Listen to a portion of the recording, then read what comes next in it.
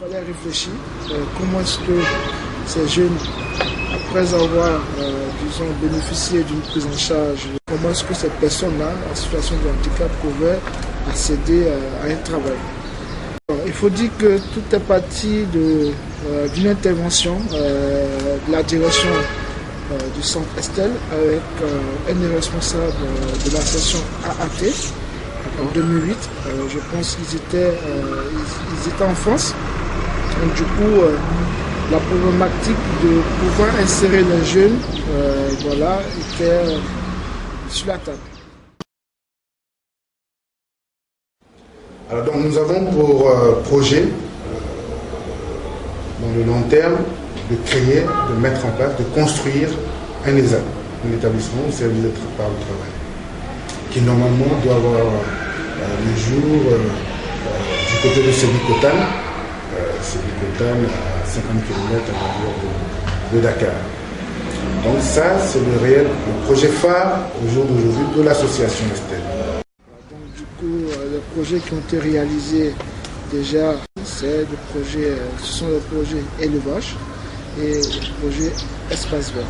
Ce sont des projets pilotes du projet ESAT. Il faut dire que le projet ESAT, c'est un établissement d'aide par le travail.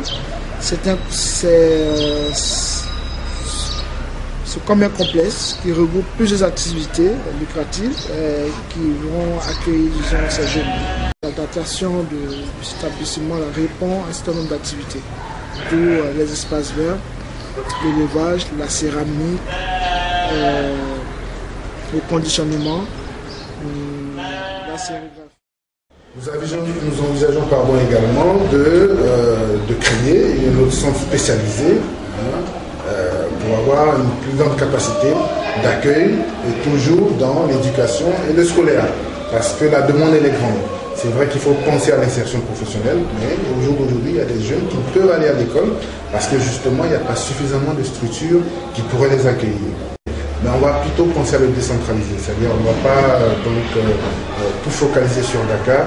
Peut-être qu'il faudra penser à aller du côté de Thiès ou de Saint-Louis ou dans les régions. Donc ça, ce sont les projets à long terme. Tout ce qui est du domaine du médical et du paramédical, nous n'avons pas dans l'ensemble de notre établissement. Donc il serait bien également que nous puissions arriver, n'est-ce pas, à créer ce département-là, ces services-là, que ça puisse être, n'est-ce pas, interne à la structure. Parce qu'au jour d'aujourd'hui, nous renvoyons nos enfants à l'extérieur, voir des psychologues, voir des psychomotriciens, des kinésithérapeutes, des orthophonistes.